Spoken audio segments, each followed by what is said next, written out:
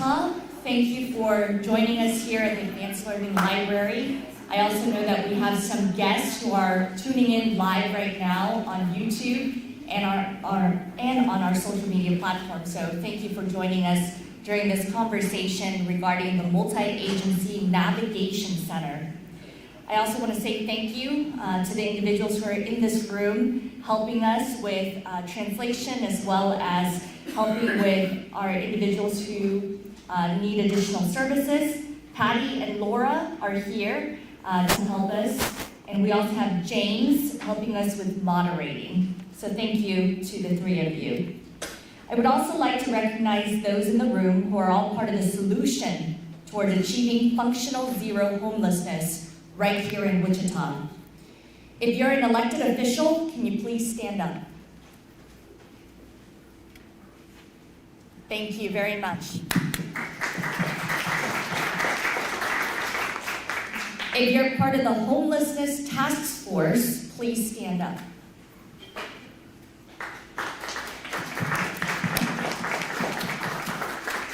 If you're a social services provider here in our community, please stand up.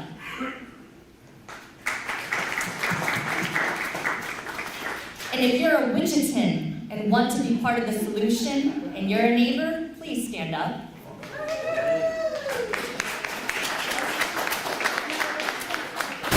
Thank you all again for being here tonight. Efforts to establish a multi-agency homeless navigation center has been in the making for years. It has taken us a lot of hard work from city staff as well as many community partners. We also value the input of residents as we work to come up with solutions that work for all. That is why we're here tonight. We want to hear from you, and we hope to answer as many questions as we can. There are still many details that we don't have answers to yet, but we do have more information this time to update you on. We will continue to engage the community as more information becomes available. As you came in, you may have noticed some paper and pens in the back of the room, and these are the comment cards. Please feel free to write your comment or question and give it to a staff member in the back, raising their hand right now. And they will then give that question to James, who will read that question, and our staff members will be able to answer, as well as some community partners. Before we get to any questions or comments, we have a lineup of speakers who will address a variety of topics related to the Multi-Agency Navigation Center.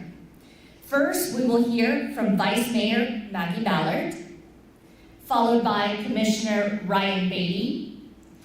Both have been instrumental in helping with the Homelessness Task Force and have been part of the conversation towards solutions for quite some time. New tonight, we have Robin Chadwick from the Mental Health Substance Abuse Coalition to talk about the importance of wraparound services, and Cole Schneiders from the Coalition to End Homelessness in Wichita and Sedgwick County to discuss the root causes and types of homelessness.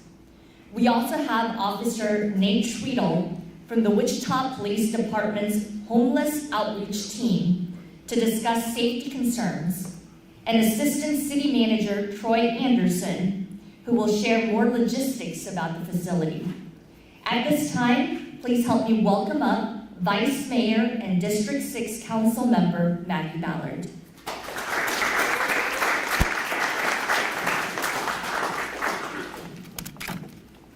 Thank you, Mayor, and thank you so much for everyone that came tonight and who also attended the June 8th meeting, and for those that I have spoken with about the issue. I know there have been a lot of questions and concerns about the project, and we'd like to address as many of those as we can. But first, a bit of housekeeping. The library closes tonight at 8 o'clock, so we will be looking to wrap up shortly before then. To help us answer as many questions as possible, please do not interrupt the speakers. Again, comment cards can be found in the back of the room. If this project proceeds, we want to be sure to be the best neighbor we can be. We are committed to working with the neighborhood and all stakeholders that are involved throughout the process. Tonight is one example of that. We know that one meeting with short notice was not enough. We also have more subject matters here with us this evening to answer questions. We know residents want to address the issue of homelessness in our community. We also know that what we are doing is not working. The city and many community partners have been working on the best way to tackle this for years. We have explored best practices in other cities. We have brought together agencies that provide services throughout our community to find out what is being offered and what we still need more of. We want to be responsible with taxpayer dollars as we work to address multiple issues in our community. The winter shelter last year had 250 beds, and that building is no longer an option. Without that facility, we only have 217 total beds available in Wichita. I think it's important to note that 25 of those are for veterans, 64 of those are for families, 66 of them are for men, 2HA has 2 beds, and the Humankind Inn has 60. Union Rescue Mission has indicated that they will need to cut the number of beds due to the rehabilitation of their building and restructuring of their programming, so the number will get smaller. The goal of the MAC is not only to provide more beds for our unhoused neighbors, but to also connect them with resources to get them help out of homelessness. By doing this, we can assist and lower the unhoused population. We are excited to be working with Wichita Public Schools to explore options for use of the former Park Elementary School at 1025 North Main to serve as the new multi-agency center, also known as the MAC, which can help achieve our goal to functional zero in our community. Opening the MAC will also provide unhoused individuals who are camping, loitering, or panhandling in the city a location and a center to receive both services and shelter, allowing providers to help them get off the street and out of the neighborhoods. This is my district. I want to do everything I can that the city can do to address not only the issue, but my neighborhood. Challenges.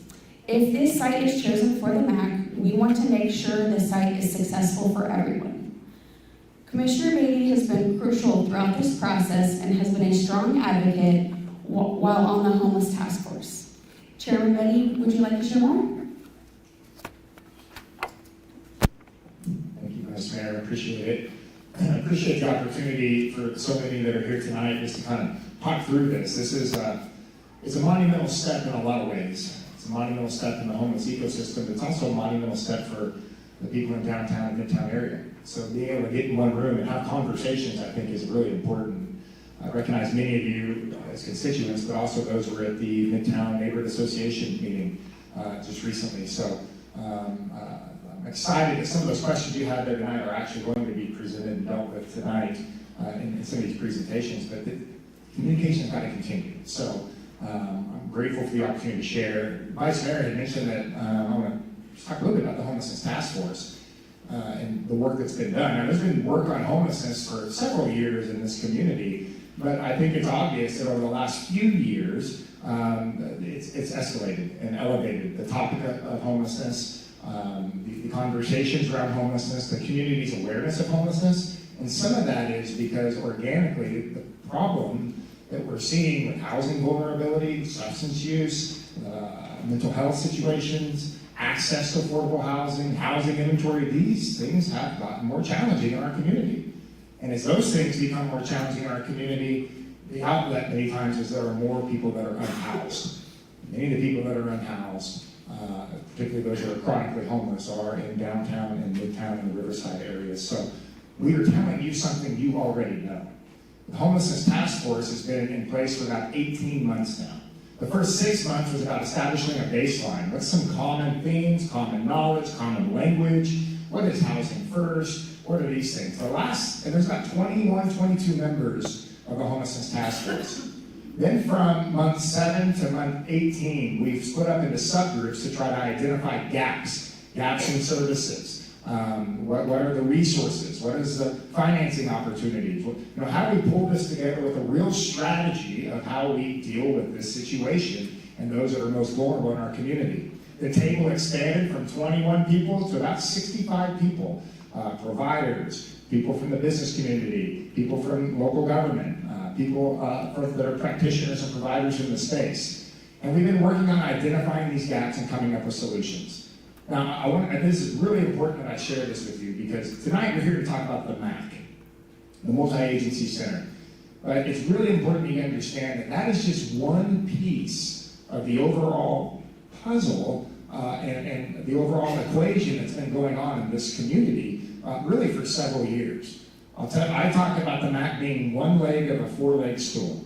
You know the MAC, you know its need for homeless services, for wraparound services. There's other things that are happening in the behavioral health space. You know that the psychiatric hospital is coming to Sedgwick County. Thank you, Senator Ware, and the work from the state. That's a state psychiatric hospital that is desperately needed. That's another part of this equation.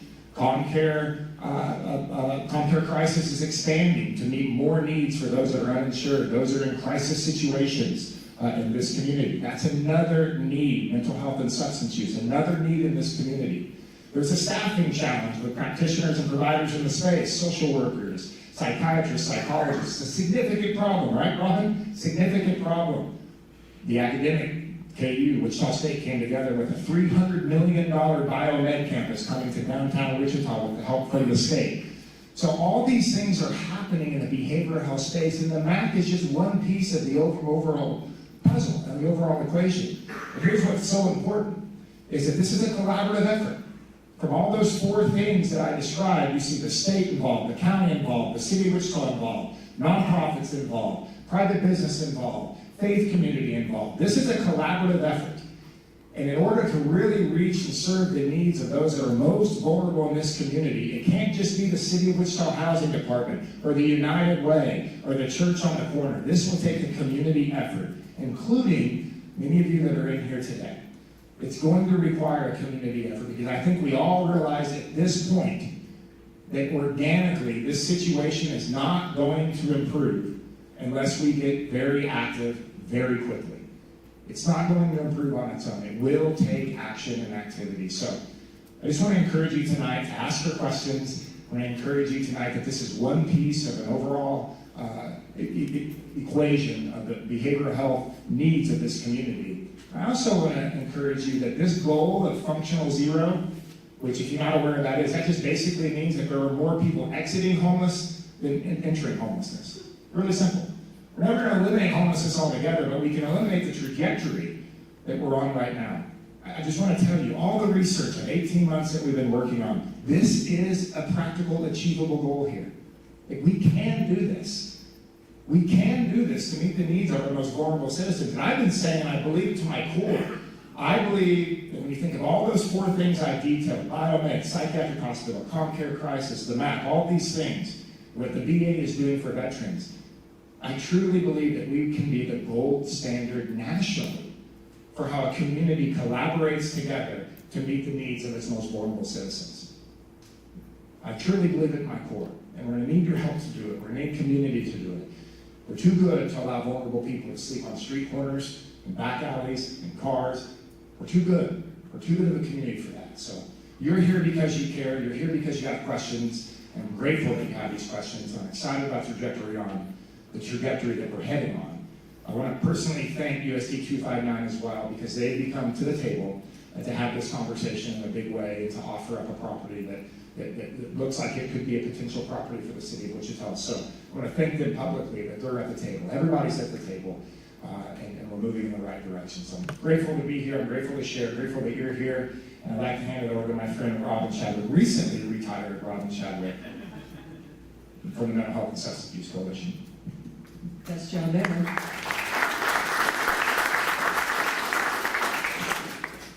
I want to tell you a little bit quickly about the Mental Health and Substance Abuse Coalition. We came together as a group, law enforcement, court system, providers. I've represented healthcare. I retired from St. Joe. And we started out talking about how broken our system is. And we were specifically thinking about mental health and substance abuse. Fast forward, we developed 501c3, became a coalition, and we really quickly recognized that we can't address mental health and substance abuse, people in crisis in those two arenas, without also looking at people in crisis and homelessness.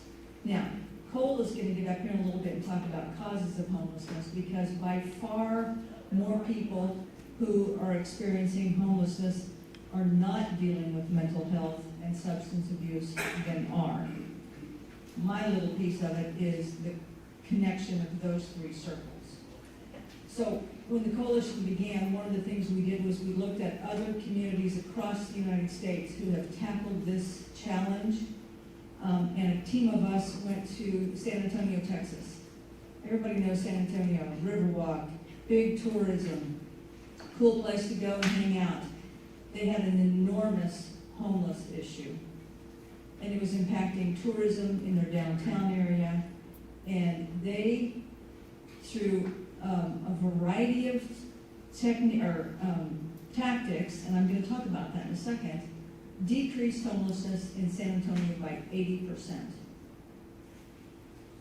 So think if we could decrease homelessness in Wichita by 80%, what a change that would be, number one, for those human beings and fellow Wichitans who are currently sleeping on the street, but for how our downtown looks, how visitors see our community. The biggest thing that San Antonio did was they changed the way they were tackling the problem. They were very much like Wichita. You've got providers scattered around the community. And I come from a healthcare background, so we might discharge a patient who came to us homeless, and we will discharge them back to homelessness, to a shelter. And then we make these appointments for them to follow up. And it might be Tuesday over here, and then the next appointment we can get you is Thursday, but it's about 7 miles away. And then after that, you're going to go the next week. And I know you don't have transportation, but I really hope you can make all those appointments. It didn't work in San Antonio, and it doesn't work in Wichita. What San Antonio did was develop a campus. Centerpiece of that was a multi-agency center. So let me tell you about what a multi-agency center is and why it is so important. We met as a group now for probably 3 or 4 months of providers talking about what are the essential services that we have to have in this MAC 24 hours a day, 7 days a week, 365 days a year. And we went through and identified those services. You'll see up here on the map, well, it was up here on the map, kennel. There are many people who live on the streets who have a pet. That may be the only living thing they have a connection to. They're not going to go into a shelter if there's not a kennel. So one of the things the group said was, you have to have a place for animals. We have to have a place for health care, at least triage, the beginning to assess for health care needs. We have to have mental health professionals to triage again, to make sure that there's not a mental health crisis we need to deal with. And they also will assess for any kind of substance abuse issue that's going on. So I'm just going to kind of walk you through this.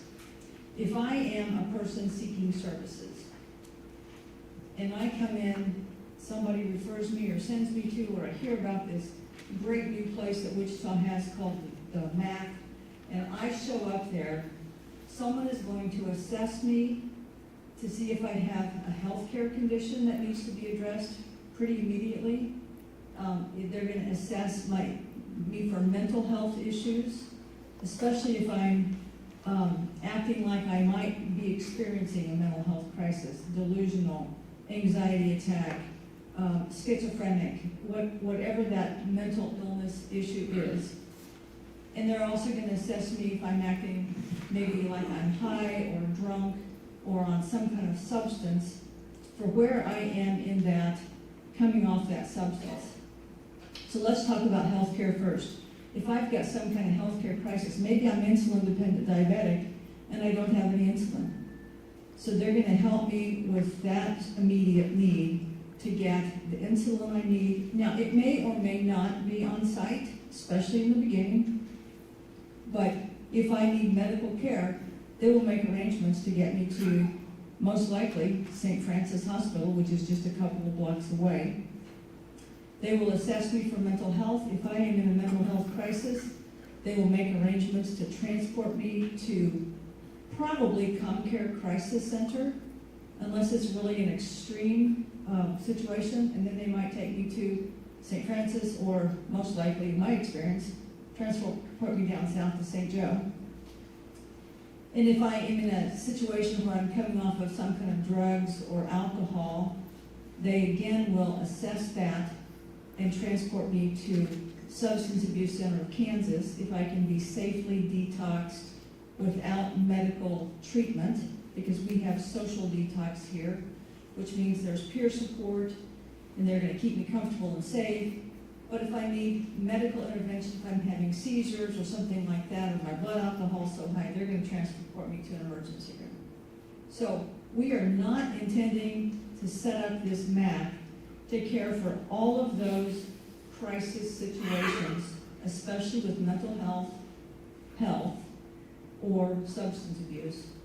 Those, if I was experiencing those, I would be taken to a service where I could get that immediate issue dealt with, and then transported back to the MAC to continue down my journey through accessing the services that are available.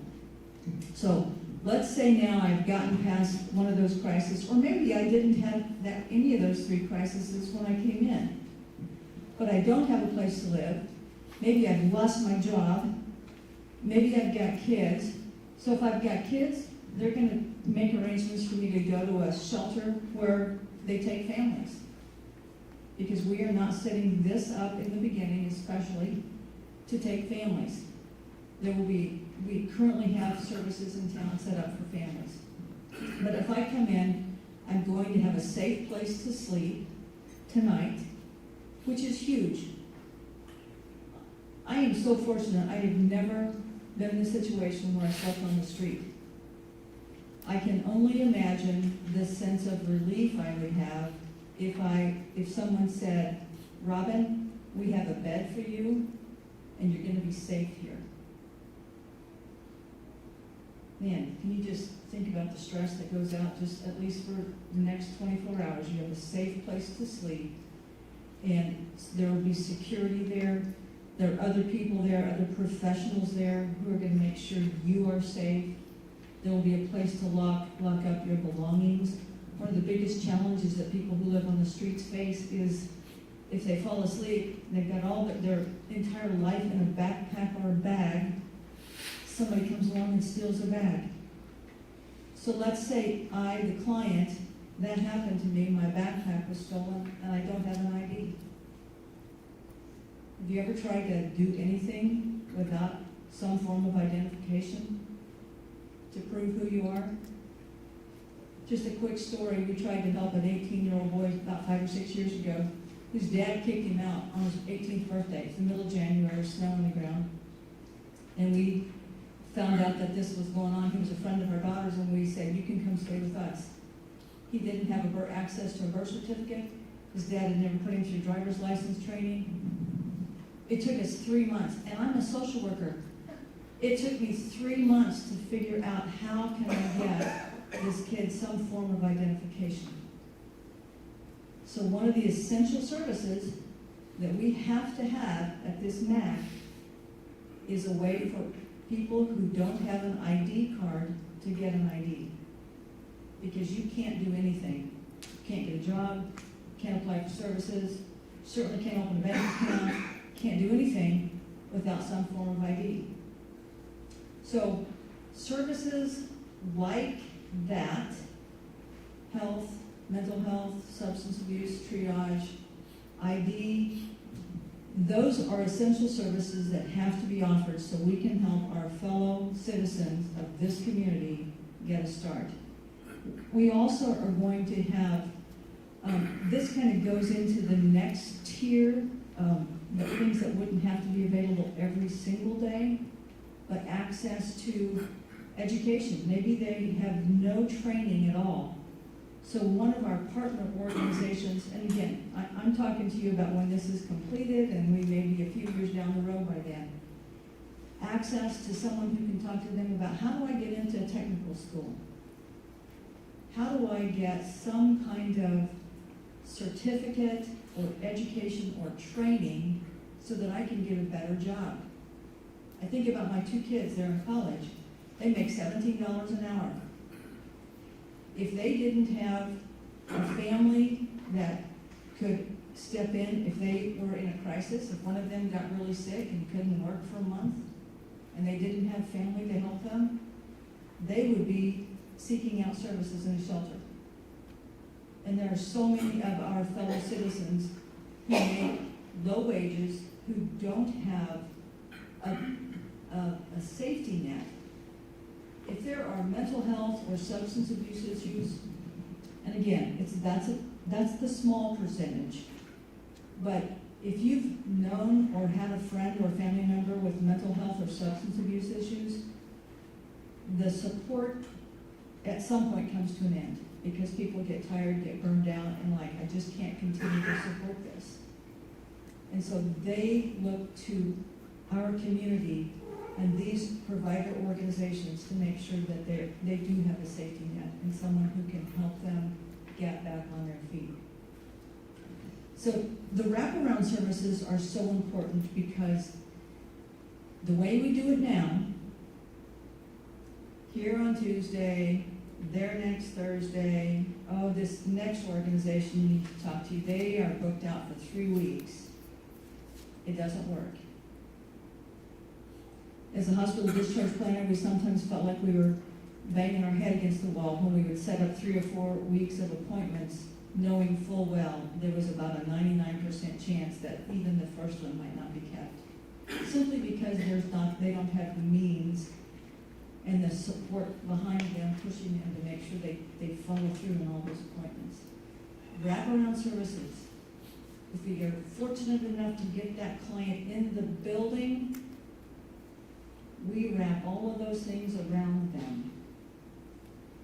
Well, we've got them because getting them in the building the first time is the key. If we are not able to help them in a sustainable way, we're going to lose them back to the streets. And that is the last thing we want to do. I agree with what Commissioner Beatty said. We are too good of a community to allow this to continue in a broken way that we're trying to do it.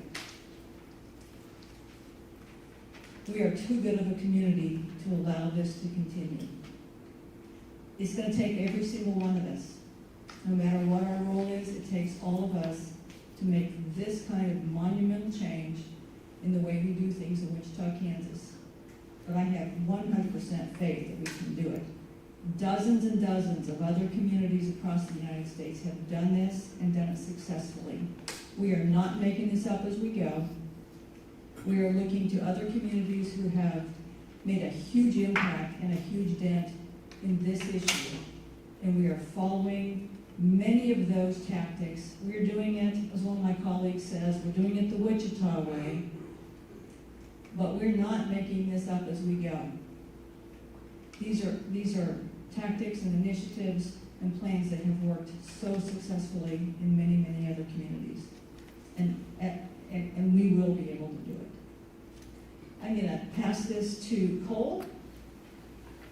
He's going to talk about causes of homelessness.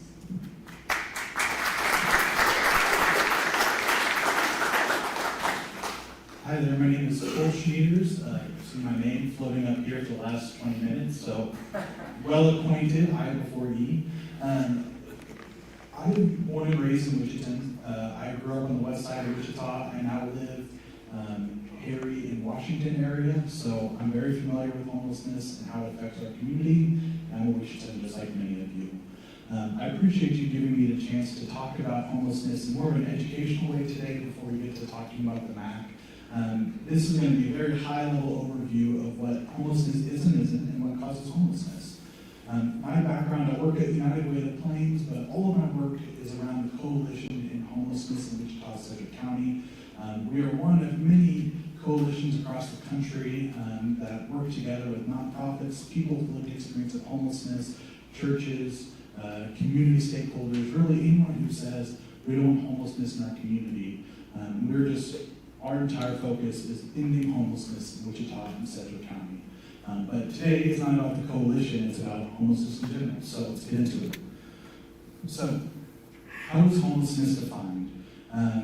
These are the two main definitions we use when we're talking about homelessness. First, literal homelessness. These are what, you picture homelessness in your head. This is what homelessness looks like. Someone who's in a place not meant for human habitation. So they're sleeping at a bus stop, they're sleeping in a park, sleeping under a bridge. And it's not a regular occurrence, or they don't have a regular place to go at night that's safe for them to live. This also means people living in emergency shelters or conditional housing. So when we talk about the MAC and we say the MAC isn't the end-all be-all solution, it's because people in the MAC will still be experiencing homelessness. And our goal is for them to not live at the MAC. Our goal is for them to move on from the MAC so that they can be housed in neighbors in our community. The other definition that's important to always remember is folks fleeing from domestic violence also are considered homeless. So as long as they don't have a place to stay that's safe for them to stay, even if that means they're still living with their abuser, we consider them homeless as well. And why we do that is because we want to make sure people trying to flee from their abuser, trying to flee that dangerous situation, we have resources set aside for them to get them moved out of that situation somewhere safe.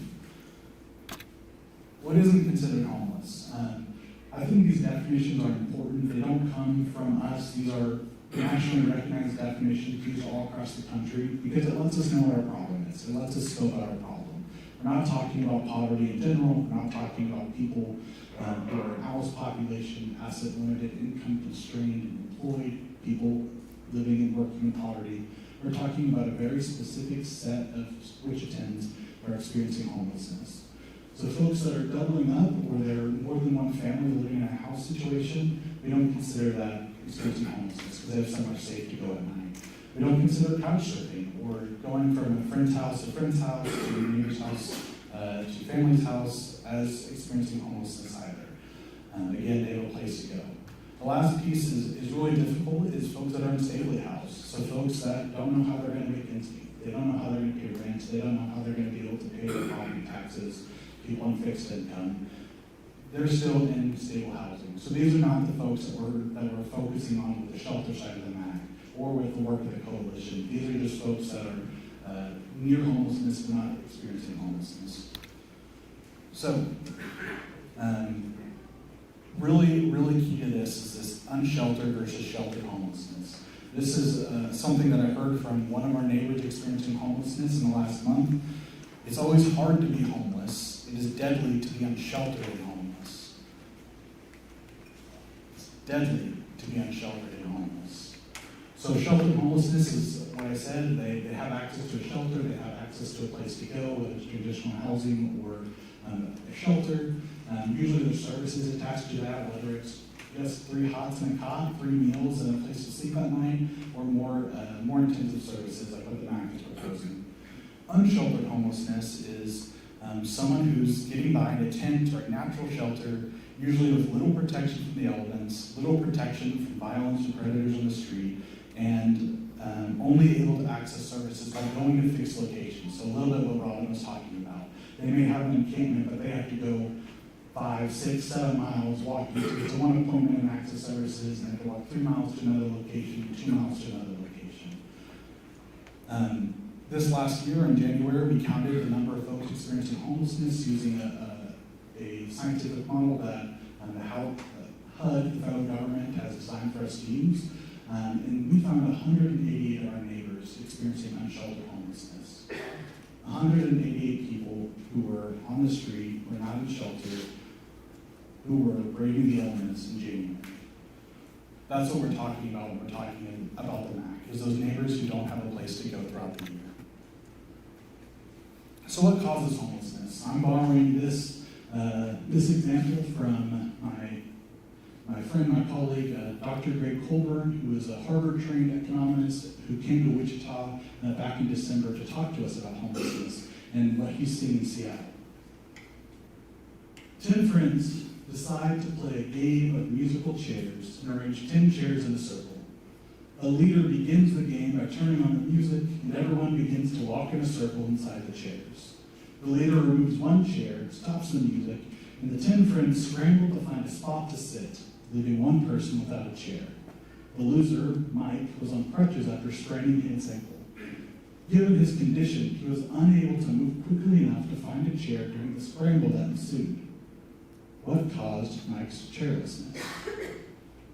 If you were to have ESPN there, newscasting this event, play-by-play, playing this musical chairs game, and they were to interview Mike after the game, and they would ask Mike, what caused you to lose that first round of musical chairs? Well, he would say, well, obviously my crutches. That's what slowed me down. That's why I lost the game. If you were to ask anyone else playing the game, they'd say, yeah, Mike lost because he was using crutches. If you were to ask anyone in the audience, they'd say, yeah, Mike lost because he was using crutches. But the real reason that Mike didn't have a chair was because the chair was pulled out. And the only reason he didn't get a chair is because, he wasn't fast enough. So when we're talking about homelessness, it's very similar to this chairlessness situation. When there aren't enough homes to go around, enough affordable homes to go around, there will be someone who's left out.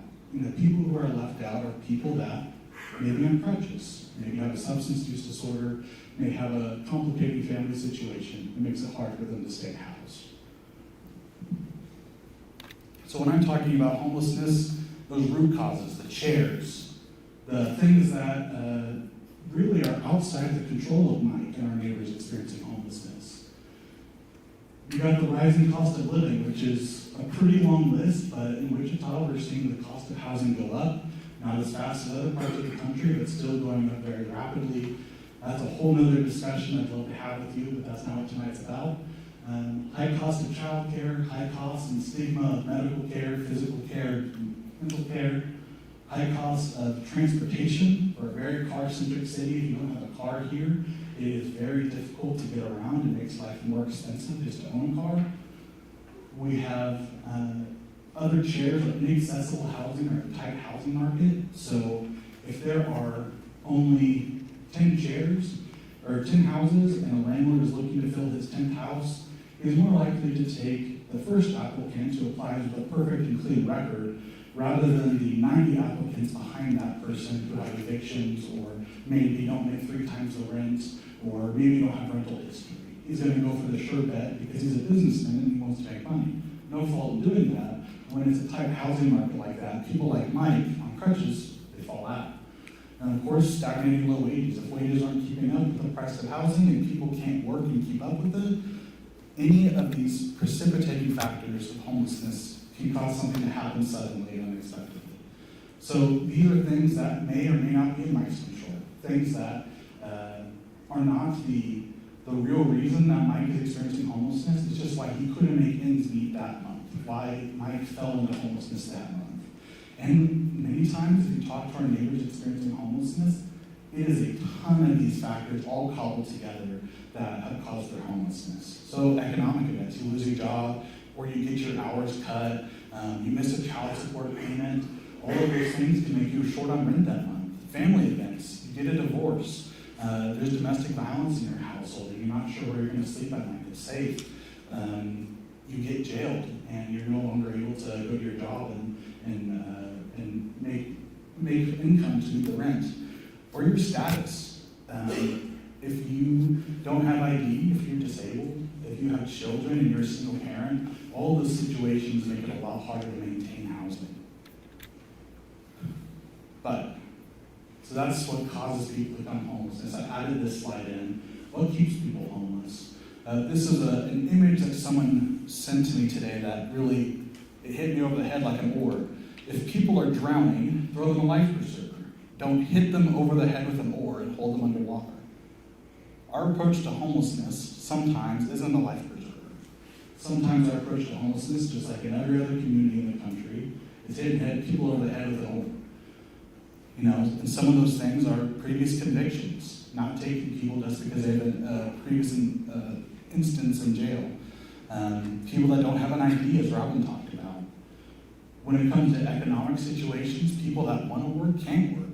Their clothes aren't clean. They couldn't sleep the night before because someone was yelling outside the tent. They don't have an address to apply for a job. They aren't approved for disability and they really can't work. I hear that one a lot. People that were tradespeople for a long time, they get a physical disability because of their work, and they just don't know what to do. They've been working hard their entire lives and they fall into homelessness and they're just stuck. Or just personal events. So this is what Robin was alluding to. If you have an untreated or undiagnosed physical or mental health condition, or you have a substance use condition, or there's violence happening to you on the street, or you lose contact with your family, all of those are events that happen to people on the street, and they really, really struggle to have the resources they need to get back up. And so I think in a lot of ways, what we're talking about when we talk about the MAC is creating a new community for those folks experiencing homelessness so that we can throw them a life preserver and not just keep holding them underwater so they keep struggling to get out by themselves. And with that, I think I turn it over to Officer Nate Schliedel.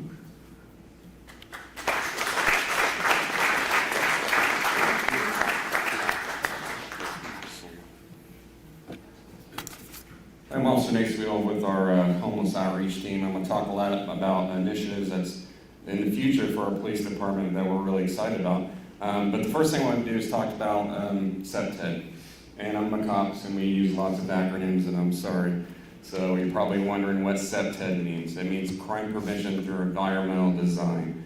What that really means is, let me put my readers on here.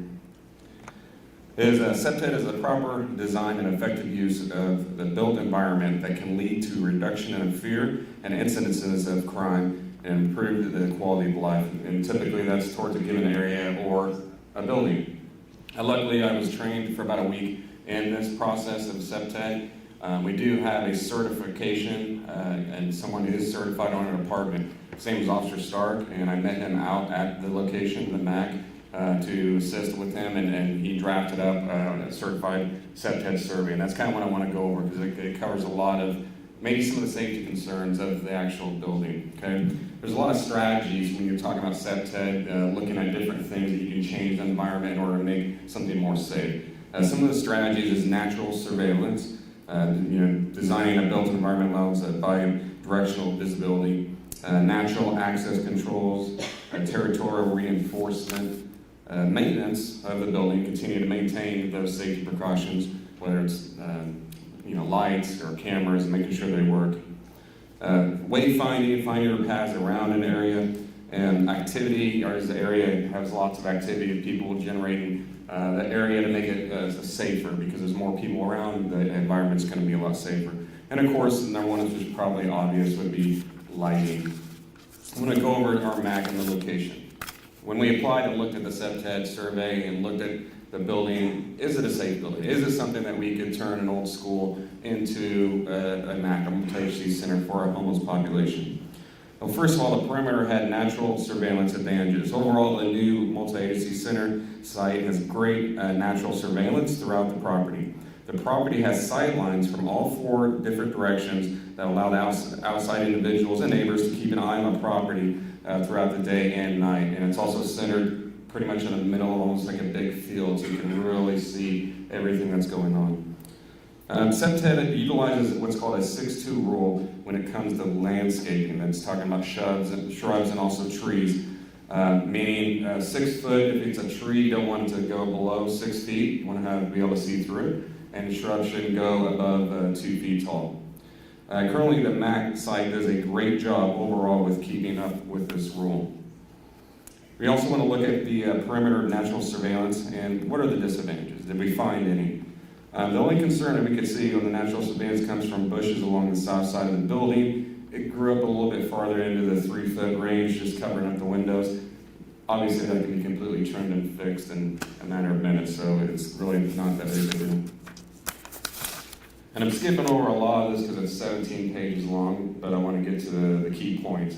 Also, there's a lot of pictures and maps, but our assistant Troy Anderson, he's going to show you some of these pictures to give you a visualization of what I'm actually talking about. Actually, you see some of it right up there. Entryways. It would be my recommendation to make sure that that designed entryway is celebrated and utilized. This keeps unwanted guests from wandering around the property, and add additional signage to the property for no trespassing, making it feel that this is a facility, it's not open to the public, this is a facility designed for certain patrons of this type of community. Territorial reinforcement advantages. Fencing is already in place with the existing playground and separating the school from the neighborhood. The backyard is already completely fenced in. A lot of our homeless population, they want to be able to go outside. They don't want to feel trapped. Some of them have mental health issues. Some want to enjoy smoking a cigarette. You got to have that area, and you want to feel safe for the environment. And this area is large enough and will give that advantage for that. You also want to look at the perimeter territorial reinforcement disadvantages. We would probably install more secure fencing along the perimeter, or these are recommendations. The current chain link, it does use that, but those can typically be defeated or jumped. We would look at maybe using the black ones and also making them more secure and taller. And secure the parking lot with fencing as well. Perimeter maintenance, all exterior walls and windows are in great shape. Lighting, they currently have lighting around there. However, this facility is going to be 24/7, so it's going to be utilized in the evenings, unlike when the school was there. So we're going to have to do a separate SEPTED in regards to the lighting. We're also going to need to change everything to LED light bulbs to make them brighter and offer more light in the area. Physical security. We're going to make a recommendation that they hire a physical security company, whether it's Wichita PD or a private security company. They would also have to work after hours because this is going to be a 24-hour facility. The physical security, mechanical. Add more cameras inside and out. It currently does have cameras, but when we're talking about a MAC and also the way it's going to be utilized, you want to have security cameras at certain angles. I did have the luxury years ago. I worked with Dan Smith at Open Door, and I worked with the architects in designing it, and we were able to design a lot of different things based upon the recommendations I made, and especially where to place those cameras. And it's proven to be effective over there, and I think we can do the same thing on this facility as well. Inside the security and SEPTED recommendations, I'm not going to get into too much detail on the inside, and here's why. We really want to focus on the outside for now, because the inside is going to change. That's going to be able to develop and move a lot of walls and everything around. That's going to change our SEPTED survey on the inside, and so we're waiting on that. That will come. But we do have a little bit to offer in regards to recommendation. Right off the top of my head, the recommendation I made towards Officer Stark, because I do work with the homeless population. I had the luxury of working with the Department of Justice as a consultant in IACP on other cities and training them and looking at their facilities, including the Safe Haven for Hope in San Antonio. Got to witness that. And the number one thing is you got to separate the men and the women, unfortunately. There could be a way where you would keep the couples together, but typically you have to separate those, especially from families and from single men. And this facility, it's a perfect way to do it. I don't know how it designed or if they expanded on it or what, but there's actually two main entrances into this building, and there's one hallway that goes right in between. There's two big metal doors you can close. So it's actually perfectly designed to be able to do this right now. I talked about installing new cameras. We want to switch the locks probably to key card readers. These are kind of a little bit more logistical stuff that we can talk about later with when we're building the facility. The visitation, there's places you can put like maybe corners that are hidden where you don't want people to go and start hanging out in private. And what you do is, from a SEPTED perspective, you can put like thorn bushes in there so that no one's going to walk around there in that area and do things like that in those blind spots. And that's really what SEPTED is about, is figuring out how do we make this facility look great but also make it safe at the same time. Okay. I'm not going to go through a lot of these other points. Obviously, we're going to be informing personnel to not void security measures such as propping open doors. These are training things that we can do, safety trainings we can give to the employees to make sure that they're running the facility safe. Secure exterior doors and doorways at all times. We want to do an annual review and training for all the staff. Obviously, you have new staff coming in all the time. and over policies and procedures for emergencies and suggestions. And also provide de-escalation training for all the staff members to be beneficial due to the type of clientele. Working with a lot of the shelters even around Wichita, we see different types of security guards come and go. Some are great at de-escalation, and some are not. They don't necessarily get a lot of the training that WPD does. I think a lot of the training that we get, we can offer that back to the community and to their staff members to help sure that they operate safely and know how to de-escalate situations, especially when you're dealing with clients that have mental health issues and substance abuse issues as well. And so that's a quick overview of the SEPTED survey. Hopefully you're going to see some more pictures that kind of expand on that from Troy Anderson. I do want to do some more key points as far as our police department goes and what it looks like in the future. Our manpower in 2025 and 2026 will be much better. Our chief is doing an amazing job with recruitment. I've been on the department 23 years, and pretty much they haven't really recruited, to be honest with you, but we have a recruitment team. My partner, who's on the Officer Graham, she's on the hot team. She's actually part of the recruitment team as well. And so that's going to be important for us moving forward, and we've already seen improvements in our recruiting process right now, and so our manpower is going to go up, including our hot team and Broadway corridor team and additional officers and professional staff. I don't want to disclose what's going on right now with our hot team, but I've had conversations with our chief, and he wants to improve our team, and we're looking at some funding options in order to expand our team as our hot unit. And so that's pretty exciting. He came from Philadelphia when he actually started his own homeless outreach team in Philadelphia as well. So we're extremely lucky to have the current chief here in Wichita. Having shelter beds will give us a greater enforcement latitude and enforce the camping ordinance. Our current policy and pretty much federal law, we have to prove shelter space in order to enforce a camping ordinance. Because if someone that doesn't have anywhere to go, how can you put them in jail just because they don't own a home, right? Now you're criminalizing homelessness. And that's the last thing we want to do in Wichita. This facility and making sure there's shelter space and beds available will be able to do that and give us that ability to say, hey, you can't camp here, but we have a great facility that's brand new and we can take you there, and now you have another option. Because there's times when maybe they don't have that option. We utilize the SEPTEDs to ensure the building safety. I've already talked about that. We're also we're getting the RTIC, there's another acronym, COPS. That stands for Real-Time Intelligence Center. We'll be up and running in mid-2025, along with implementing our RTM, another acronym. That's called Risk Terrain Model, and that helps to proactively predict future crime trends. We recently visited Tulsa and their RTIC and saw how they utilize technology to monitor their large homeless shelter. And I can tell you, I just got back 2 weeks ago from Fort Worth. I went there as a consulting gig, and I analyzed their downtown area and their homeless population using the RTM model, risk terrain model. And using live information on the app, we were able to show areas of concern that could possibly be problem places for crime. So we actually already have that technology through our Wichita Police Department, and we're going to get advance that and start getting our analysis trained on that. There will also be flock and Gen-tag cameras, and flock means those cameras we have at intersections, and they read people's tags. So if we have a suspect who maybe is wanted, we read that tag, it sends the information to the officers where they can see where that car's at and to pull that car over and make arrests. It's been an amazing technology that we've had. We'll be implementing cameras near this campus as well. There's been some concerns and questions from the community about weapons in the facility. Luckily, like I said, I've been able to train and talk to other police agencies across the nation, look at other homeless shelters and look at their policy and procedures and their safety in regards to this. There is no policy right now on the MAC. That's still above my pay grade, and that's still to come. But I can tell you what the best practices are.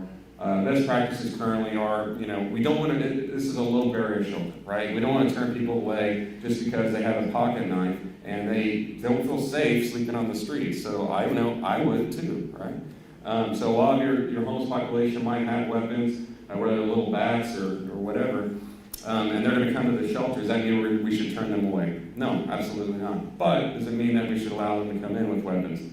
No, absolutely not. So the fix is you say, hey, you can get this when you leave, but we have to confiscate this, put this in a locked locker. The facility should have, they monitor weapons or metal detectors, sorry, and also go through the bags. So once they find a weapon, they would store those away. The individual can access the shelter. When he exits at the door, then they can have their weapons back. Any illegal weapons that they would not allow to be come in, if they're illegal, 911 would have to be contacted, and police involvement would have to happen if that is the case. But that's normally kind of the best practice, and we'll be talking with the facility later on as far as regards to policy and procedures for that. We also have the new ICT mental health teams. They're an amazing team. I actually got to see them in action 10 minutes before coming here. They were sitting in our office downtown, and I was going over the SEPTED survey, and I heard one of them say, hey, I hear a call came out, and a guy's suicidal, and he's telling dispatch if officers come out, he's going to punch them in the face. And so our mental health ICT team said, hey, that's one we should take. They said, yeah, absolutely. So they jumped on that. So this has been an amazing opportunity to, in those instances, use our ICT teams of mental health professionals to maybe intervene when maybe law enforcement shouldn't be or can't. So that's been a huge improvement that we've had in this past year, and we're already seeing the results of that. The city's also going to be moving away from a private contractor in regards to our campsite cleanups. So but currently what we have is if we have campsites and we help someone get into shelter or into housing, or maybe they've abandoned their shelter, and we got to get it cleaned up. We don't want to look like some of these other cities you see on the news, right? So we'll send it to a contractor who charges a fee, and then he has up to 2 weeks to get to that. Federal law is you can actually do a campsite cleanup within 72 hours. That's what the federal law is. But sometimes our campsites are waiting like 2 weeks. And it costs probably a little bit more when you're privatizing something like that. We're now finally looking to hire our own team that can do it more efficiently, save the city money, and do it within that 72-hour period. And so we're really excited for that. So that's kind of in a nutshell what I have to offer in regards to the safety and then what we're doing as a police department and also the SEPTED survey. I want to turn it over now to Assistant City Manager Troy Anderson, kind of talk about the logistics in regards to the MAC.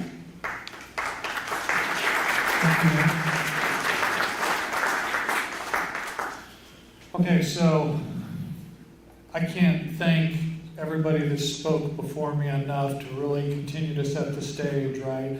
That this isn't just me up here talking, right? That this isn't just the city up here. There's a whole community out there that is really trying to respond to this. We want to make sure that we're leaving time for Q&A, so I'm going to really try to fly through my slide deck. This is not new. This is the same slide deck that I used back on that Saturday community open house. And a lot of this is probably the same information. So for those who've seen this, I apologize. For those that haven't, it's going to go quick, but obviously we're here for Q&A and we can turn back to these for answers as we do Q&A. So first and foremost, you've heard a lot about especially Robin provided some really good information around connecting folks to existing service providers, right? She's the example of Tuesday here, Thursday there, right? And so finding a location for a MAC that is within close proximity of all of those service providers continues to try and achieve the goals of functional net zero, right? So you see here on the illustration in front of you, they're at the epicenter of this map. Item number 1 is the former Park Hill Elementary School located at 1025 North Main, and the rest of the pink dots on there are service providers that are located within a mile of the facility. So as the site came available, so after USD 259 earlier this year identified this facility for closure, we immediately began running through an exercise of whether or not this would be an option to locate the MAC. And so you see here in the foreground the school and how we might be able to respond to the multi-agency center, which you also see on site or on campus. We went through a little bit of a quick massing exercise, which is illustrative of what improvements could be made to the site to help respond to all of the uses, right? So when we talk about the project as a whole, generally when we're talking about the MAC, we're talking about the navigation center and the shelter services, right? But I would be remiss, and everything you've heard about today also talks about housing, right? And so the building that you see here illustrated is representative of what a housing project would look like. It's about a 4-story building. We anticipate about 25 units on the ground floor would be non-congregate shelter space, and then about 75 units, 25 units on floors 2, 3, and 4, about 75 units of transitional or supported housing, just to show how all of this could be located on the campus. Additionally, took a little bit deeper dive. What would it look like for pedestrian traffic flow? And so you begin to kind of see here how, and it's just one scenario, right? We haven't fully vetted exactly what this would look like. This was just one sort of concept that gave us the assurance that this could be a viable location. You can see how entrance into the facility, intake, routing can all take place. Obviously, you heard from Officer Nate about SEPTED, and so I'm going to fly through this fairly quickly, but these are the 5 categories when we're talking about SEPTED. So a lot of what Officer Nate talked about was the evaluation of the existing site, right? So our development partner, Petra, along with HFG Architecture and McCowan Gordon Construction, who are in the design space and the construction space of this industry sector, right? They look at all of these factors too as they're thinking about future designs, making sure that we're not compromising the benefits that the site already offers and helping to expand on and improve to make this safe and secure. Again, focusing on natural access corridors, again, controlling access without a secure perimeter, natural surveillance of avoiding blind spots, encouraging self-monitoring, territorial where barriers are required, how we can start addressing those barriers while still maintaining the other integrity of sight lines and those kind of things. Talk about lighting, other safety security measures, and then obviously maintenance. You heard a little bit about that. None of this works if the grounds are not well maintained, right? If those levels, those lines of sight are not well maintained, none of this works. So then we went through a really even deeper dive, right? And we kind of talked, okay, well, what does it look like if we actually renovated the facility? Between this slide and the next slide, basically what I continue to try and reinforce, right, is that no decisions have been made. This is just cursory, right? That we understand how many beds could this facility support? How many offices could this facility support? Do we have room for laundry, classroom, security, health, right? And so this was one concept based on an ideology around kind of a pod or cluster type of design where you have 5 to 8 units that share facilities like restrooms and toilet facilities, showers, etc. The other concept is probably the more traditional congregate shelter that you might think of, right?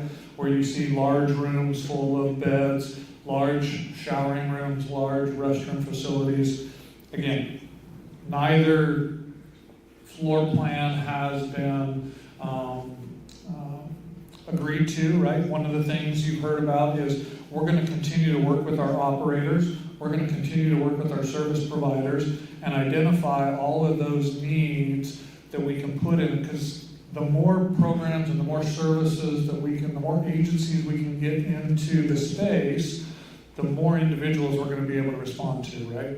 So my last slide is, you've heard it from all of the folks in front of me, right? But this is not intended to be a long-term housing option, right? The intent is to get folks into the facility, right? Wrap around these individuals with the programs and services they need, provide them with the shelter space they need, hopefully connect them with housing that they need, right? And ultimately try and reintroduce them to the market as quickly as possible.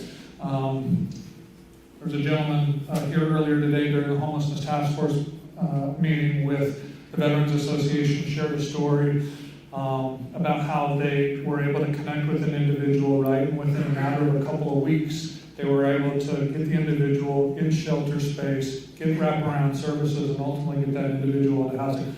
I tell you what, if we could have a 2-week success story for all of our individuals, man, what an opportunity that would be for our community. So, okay, with that being said, we wanted to leave some time for Q&A. So I'm going to call up James. James is going to facilitate question and answer. We have individuals here, so as the questions or comments are introduced, James might ask one of us to respond, but at this point in time, we're going to hand it over to kind of our moderator, James, with Wichita State University.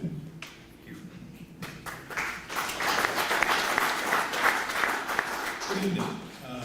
As I mentioned, I'll sort of draw from the folks who have spoken so far to answer the questions I've got back so far. If you didn't catch in the beginning, there are comment cards in the back of the building, or in the back of the room. If you fill out your question or comment there, it'll be directed up front. So we'll just go through that way. I've got a stack already to work through. First up, can everybody hear? Great. Do we know whether the state will exercise their right for first refusal on the park school property? So I'll try to clarify a little bit of that. So what James is talking about, what the question is alluding to is, so right now the conversation we're having with USD 259, right, is whether or not 259, number one, there's 2 action items that 259 has to take. Number one, USD 259 has to make a determination to dispose of the property, right? So this item was taken out by the Board of Education earlier this month.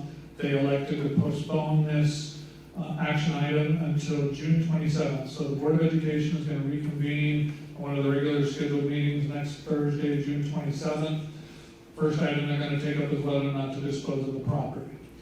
If they elect to dispose of the property, right, state law requires or offers up the state a first right of refusal to acquire the property, right? There was some legislation that was introduced earlier this year as part of the legislative session that gives the legislative council that authority effective July 1, right? So I say all that in the context that it doesn't have to necessarily be an act of the legislature while they're in session, okay?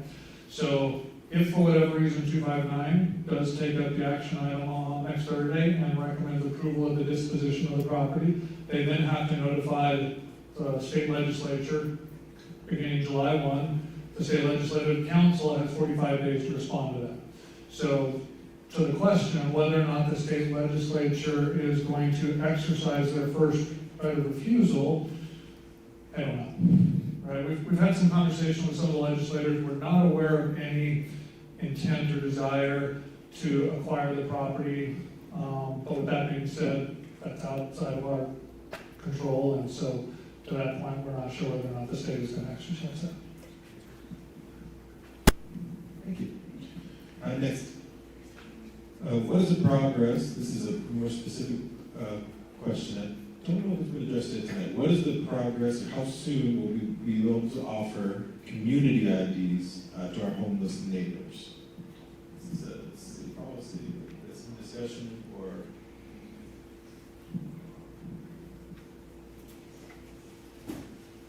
it's just asking about progress. So for the folks who are in this room who may be part of Justice Together, you may know that we made 2 commitments.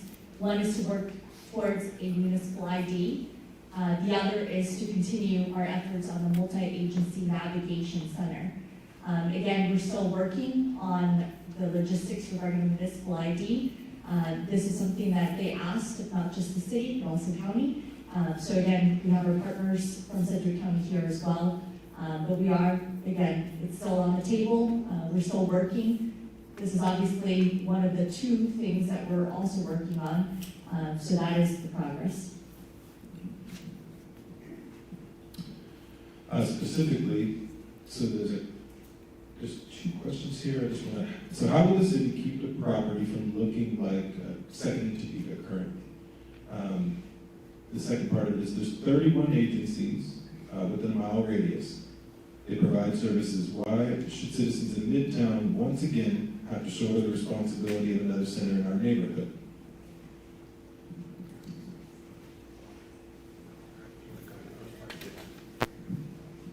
Regards to the first one, the dynamics of downtown and the second Topeka and open door, people can walk outside, they want to be outside, and they're out there on the streets. What this facility has, it has a gated backyard area where someone that wants to go outside, they can. Also, some of the recommendations in the Sunset survey would recommend that we have actually no trespassing signs up on the property and around. So no one's going to be allowed to hang out and loiter outside the front. If they want to go outside, they're going to have a gated facility in the back. It's something that we don't have in the downtown area, just because of room and logistics of where the location's at. This offers that, so that wouldn't be able to happen. Also, setting up camps and tents, that's not going to happen here. It's going to be alcohol. And so those are some of the implementations that we can do here. It's going to be completely different from that location. I want to honor the second question here, really asking why should Midtown have another facility, another service provider in the area?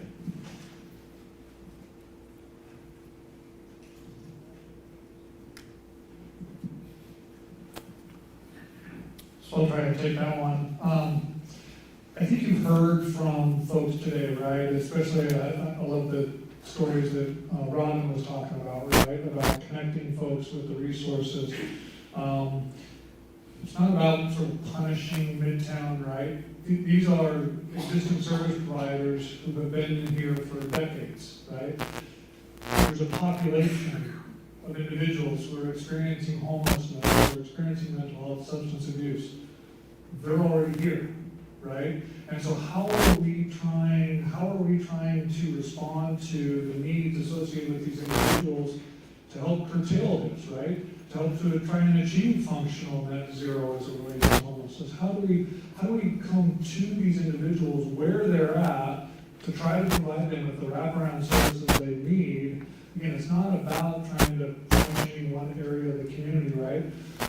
There's not a lot of real estate opportunities out there. There's just, the reality is that we've been doing this for more than a year now, right? We've analyzed and we've explored and we've explored and we've explored. There's not a lot of real estate opportunities, right? We learned some things when we had the emergency winter shelter up at 21st and Grove last year. One of the biggest challenges that we faced was the logistics associated with getting people to and from the shelter, to and from the programs and the services that the service providers are offering, right? So by finding a location in close proximity to the existing service providers, right, there is research that shows how we can continue to try to achieve that functional net zero and the benefits of having the facilities in close proximity to the service providers.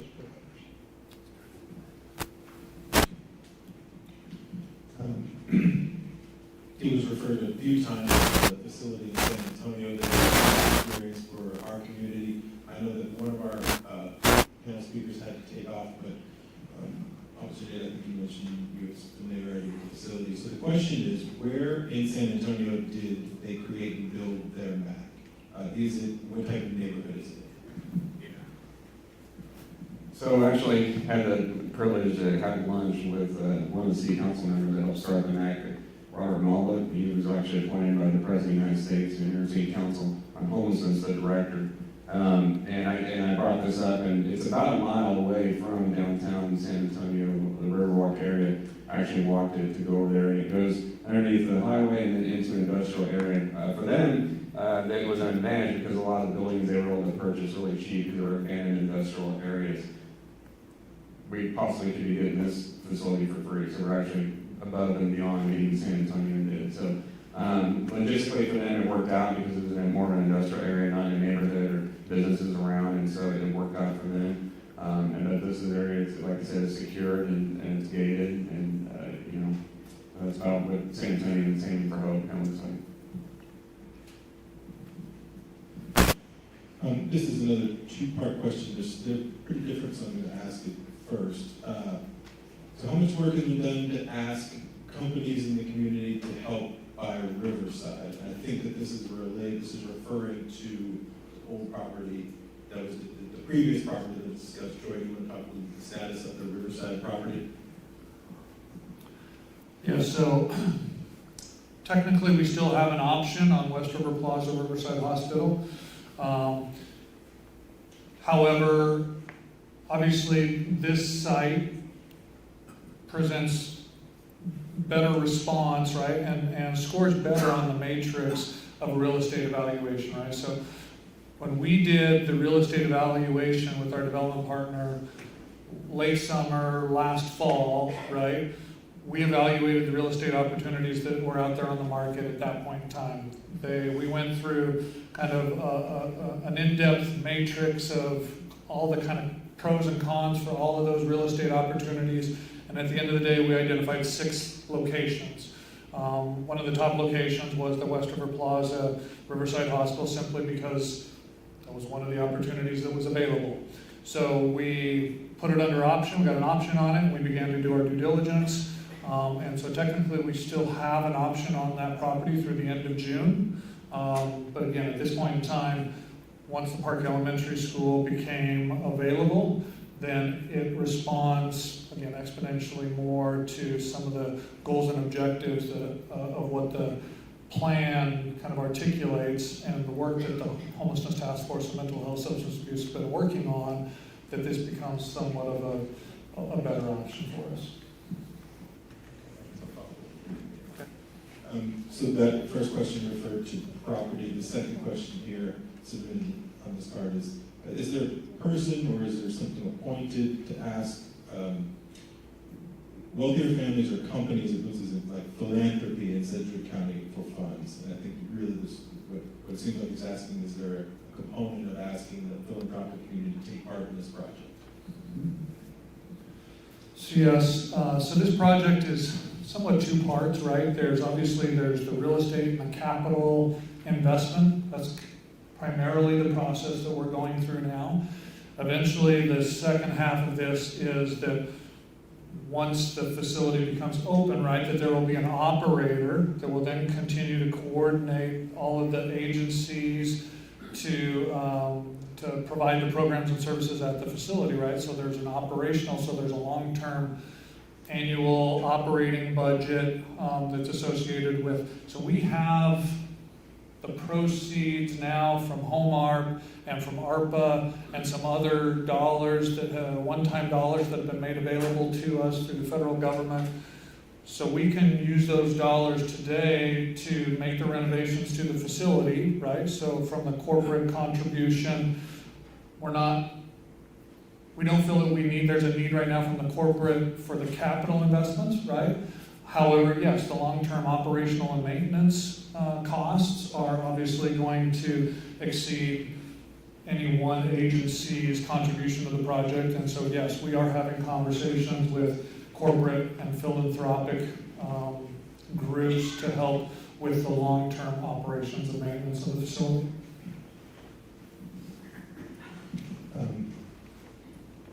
This is another sort of 2-part, but I'm going to it's a little more related to the operation of the project. I know we haven't talked about that today, how the facility would operate. Maybe Cole, this is a little bit up your alley or up to here, but one part is how would somebody get to the shelter? So that's a first part. There's a more specific follow-up to it. If I were to see somebody who might need help or who was unsheltered, would I contact the homeless outreach team? Would I try to get them to the shelter, or would buses or transportation pick them up? Well, probably before we talk about buses and transportation, but in regards to our homeless outreach team, obviously that's what we do. We transport individuals that want to go to shelter. We try to encourage them. But our team only consists right now of 2 of us, but typically 4. This is great for the average officer that doesn't know all the resources. So our HOT team we can pick someone up if they need to go here, there, or there. We know exactly where to take them because we're basically resource experts. But the average officer isn't. What they learned in San Antonio is the average officer didn't have to know anything. All they had to know is about Haven for Hope or their MAC. And he knew whatever their issues were, they were going to have a place where they could help them, or be that navigating center to make sure they get to the right place. So from an officer perspective, in the middle of the night, if they pick someone up, they know those officers will know and be trained. Just go to this location. They'll take care of them. They'll do everything for you to play you, you know. And so it's really great for the average officer to have this facility and to be able to transport those individuals.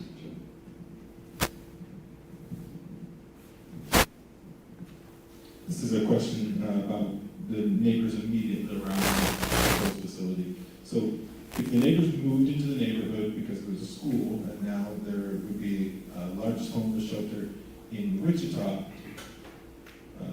because it's being hosted, what can the neighbors expect in return, or especially can the neighborhood directly touch in the MAC? Can taxes be abated, or are there other policies?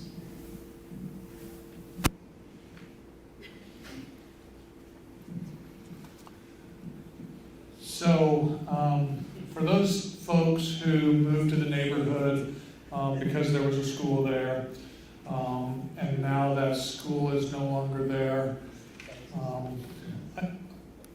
I sympathize, right?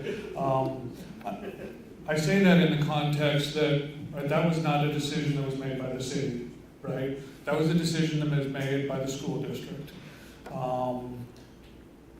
I can't even begin to try and articulate or explain why they made that decision, right? That was not a decision of the city, that was a decision that was made by the school district.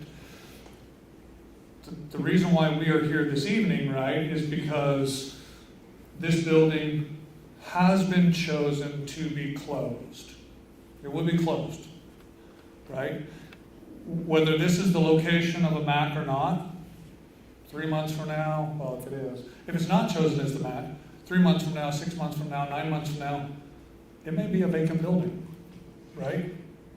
And that also has an adverse impact on a community, right? I mean, I see Officer Nate here nodding his head, right? Vacant, abandoned buildings also have an adverse impact on neighborhoods, right? However, this is an opportunity to inject life into a building that is otherwise going to be shuttered. That decision's been made. That decision was made by 259, not by the city. We're trying to make the best of that situation, right? And so for those folks that invested in this neighborhood because of the school, again, I truly do sympathize with you, right? This is hard, right? This is hard for everybody. I think I want to reiterate to everything that everybody has said here today, right? That what we're doing today isn't working, right? We have to do something, and we have to do something different, right? And this is a community-wide problem, and this is a community-wide issue, and it's going to take the entire community rallying around the solution, right? And so whether or not it's this site or some other site, we got to do something. Right? And so for those folks who moved to the neighborhood because there was a school there and that's no longer there, again, my heart reaches out to you, right? We're simply trying to make the best of the situation. Thank you, Troy. And a follow-up on that, too, is many of you as constituents that live in Midtown or downtown, some of the things we talk about frequently, what's happening on North Broadway with the businesses. It's obvious we've lost several businesses on North Broadway.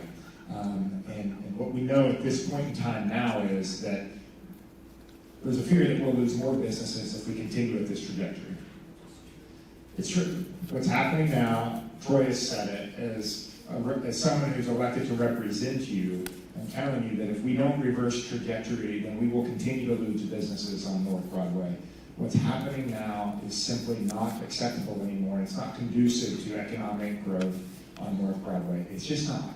So I think we can look at this as two separate pursuits. The first pursuit is we have to stop the trajectory of what's happening in the homeless community in the downtown, midtown, Riverside area. And what this does, hopefully, is it doesn't just house everybody that is unhoused now. This is conduit to services, so the numbers will go down. The idea isn't if we let's just shoot the number at 2,000 people in this community that are officially unhoused. The idea is that if we do nothing, that number will increase. That number will increase. If we do something that is a concerted, collaborative effort with this much resource going to it, it's not for no gain. The idea is that we get this to functional zero so that this population of unhoused individuals goes down. When that happens, or when the trajectory is down, then there are going to be concerted efforts to get business and economic development, economic growth back into North Broadway. There are things coming in the downtown area with Biomed campus. There are 3,000 med students coming to downtown Wichita. They will need housing. They will need grocery stores. They will need things to sustain life in downtown, midtown area. There is talk from Wichita State and KU and Wichita and the county and the state about creating a medical corridor that will stretch into North Broadway and tie into what St. Francis has there. So there is economic development coming. But I will just tell you, my opinion is that economic development is not going to come unless we can reverse the trend that's happening now. It is just not. We will lose more businesses on North Broadway unless we get this under control. So, my opinion. This is a question, again, back to the sort of security nature or more operational detail, but if someone is turned away, what happens for the neighbors that do not currently house our homeless neighbors? More specifically, it says someone was so bad, quote, that they couldn't go to the shelter. What happens when they are turned away?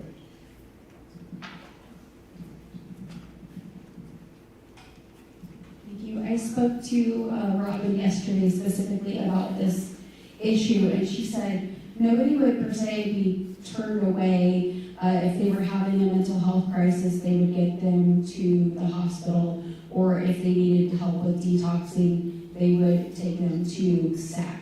So nobody's going to walk up and they're going to be turned away for any specific reason. They're going to redirect them to the services that they need at that time.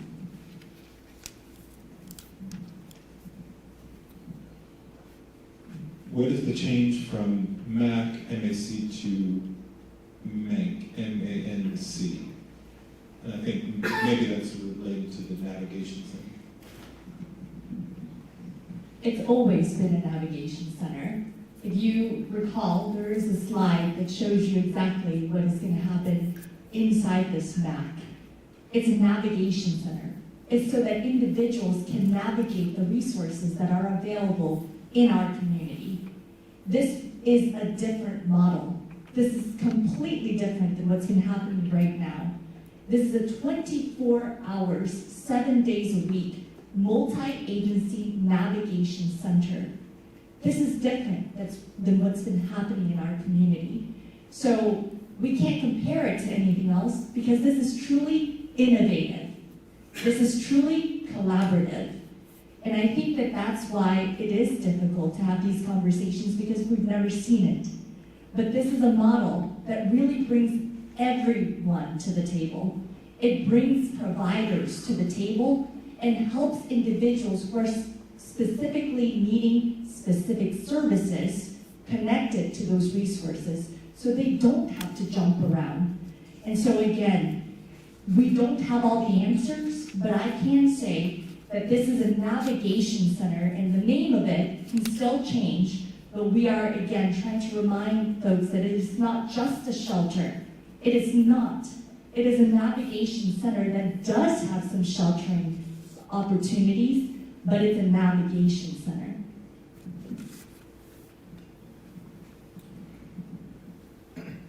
This is a comment. So neighbors are asking, when we hear ideas with solutions, not just gather questions. Neighbors are here to hear what will happen and what protections they can expect. There's not a question.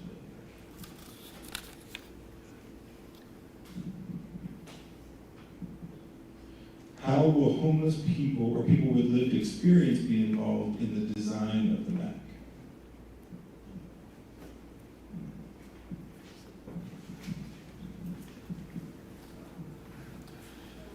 So a little bit twofold, right? So folks with lived experiences, we have representation on the homelessness task force. They've been at the table for the last 18 months, right? We're gleaning from those experiences, trying to understand what works and what doesn't.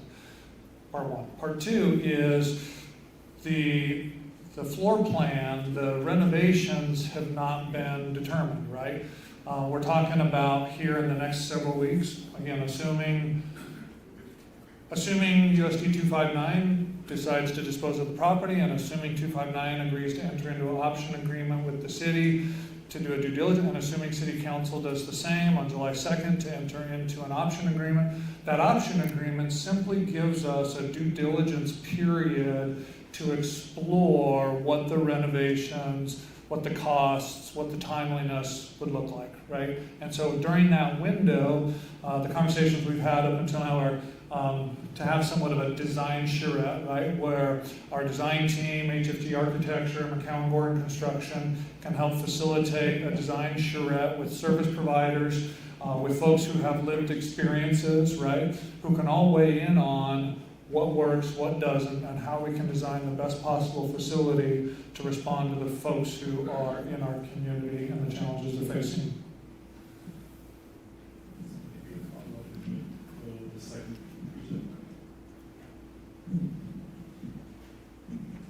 Yeah, and I can just speak. So the Coalition in Homelessness, we have a group that we work with called the Alliance of Overlooked Neighbors. They're a group of people with lived experience, and some of them currently are experiencing homelessness today. They meet once a week at Turning Point, which is a program of Episcopal Social Services, and I go as often as I can. I'm in fact the treasurer, and though that group, as well as anyone experiencing homelessness, I think would be integral in getting involved in designing this facility.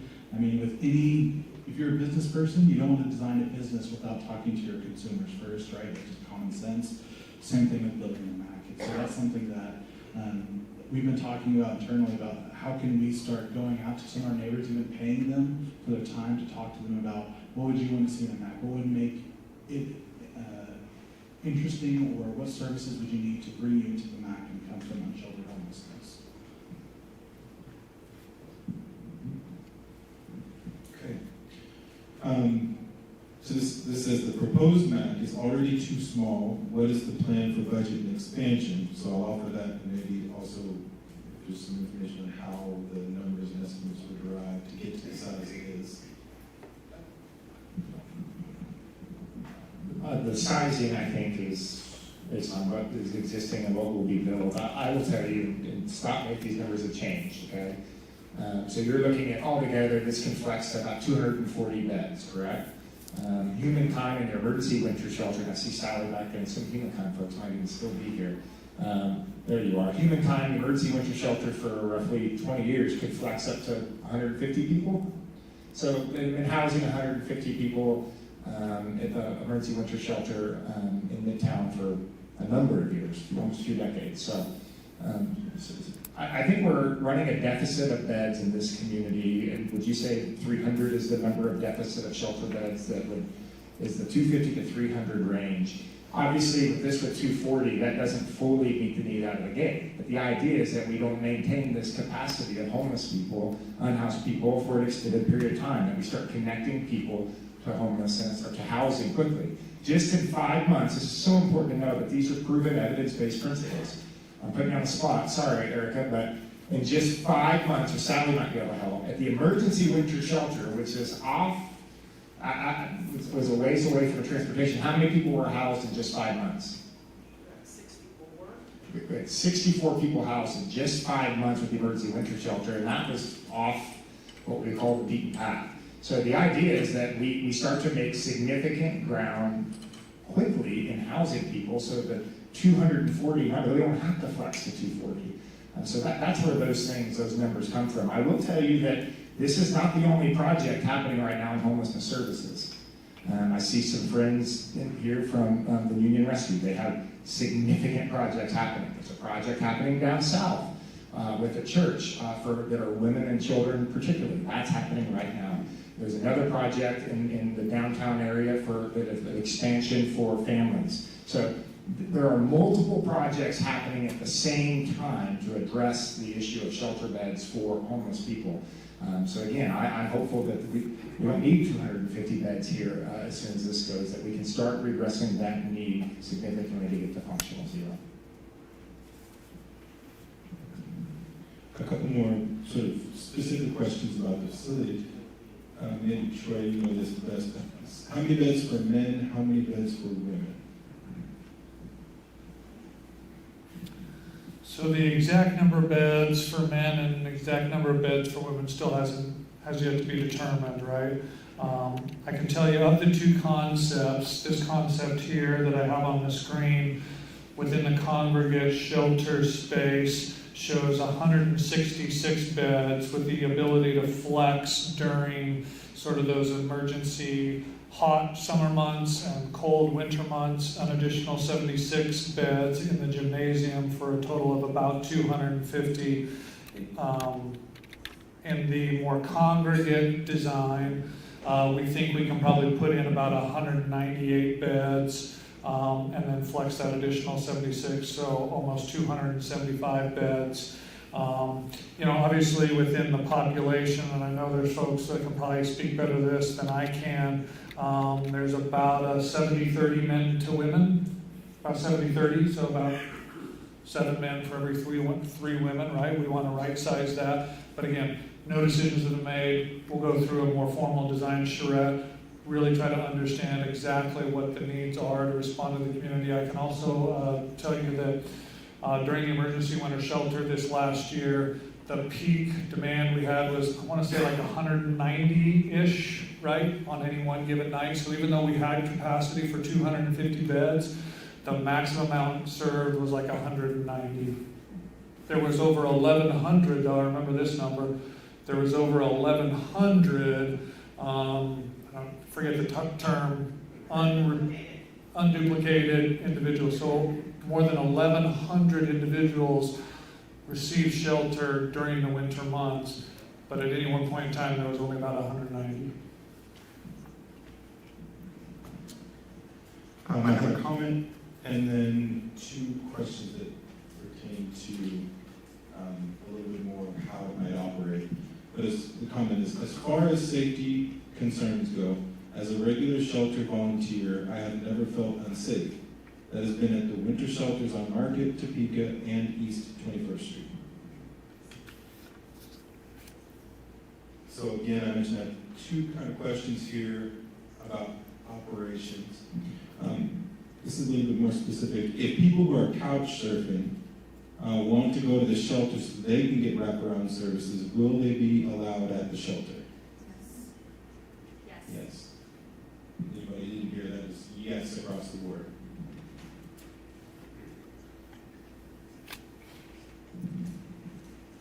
Who will be directly over this? There's an example of the facility you compared and visited in San Antonio, take families, about requirements. Why aren't we focusing on women, children, and families? That's a bit of a question, but the specific one they come back to is, why do you not have who is going to run this? And who will be directly over this? So it's a question broadly speaking about how will it be operated, how will it operate?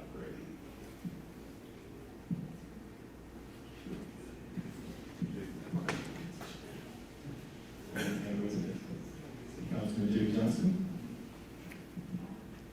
Thank you for the question, and that's the reason why I ran for city council. I want to know who's going to run it, how is it going to be sustainable. So the idea is have all the operators still do what they're doing now, not change anything what they're doing, but have a nonprofit or 501c3 that has representatives from city, county, the nonprofit community, and the business community hire a president or CEO to run it, and they would coordinate all those different entities so they can keep doing what they're doing. And also, we talked about the gap, the funding gap. That person would also be responsible for raising the money for that funding gap. So the nonprofits don't have to worry about that. So that's what we envision. Getting it stood up is another thing. It takes a lot of time, and probably more time than I would like, but that's the idea.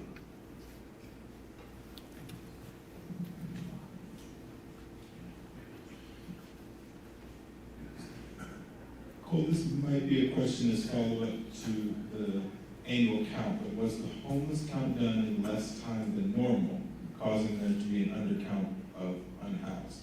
And then refers to 5 hours instead of 24.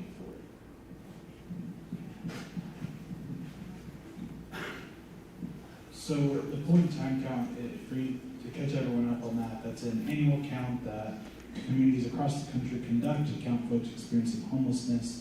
There's lots of different methodologies for how people conduct the point in time count. We do it in Wichita what's called a blitz count, where you're trying to send all of your volunteers. We had over 130 volunteers this year, cover your entire region, your entire community at the same time. Reason being is you don't want to go to the same area 3 times and count one person 3 times, because there's only one person experiencing homelessness, not 3. And so this year we did a count between 5 a.m. to noon. We had some volunteer groups who were still finding people, and they were going after noon. So we really strive to get that one blitz count. What we do every year is when we plan that count, is we look back at how it went the last year. If there are sites or parts of the city that needed more coverage, we're going to send more volunteers there. Simple as that. So it's an ever-evolving process. We're trying to count as many people as possible. Something we alluded to, point in time counts a snapshot. We said that we counted over 1,000 unique, unduplicated individuals at the emergency winter shelter. We know the point in time count was 702 this year. That's a lot less than 1,000, right? So point in time count is one snapshot, our best chance of getting it. What we really focus on, and this is built for zero limit, you'll see it in some of the stuff on the city's website, is our by name list, our list of people that we know are currently experiencing homelessness that need resources. And we use that list to make sure we're matching unique need to unique service, that way everyone's getting the resources they need, prioritizing the people who are most vulnerable or, put it candidly, most likely to die. And so that is a list that we really look at and make sure and try to make that our source of truth throughout the year. How many people do we know are experiencing homelessness and need a resource today?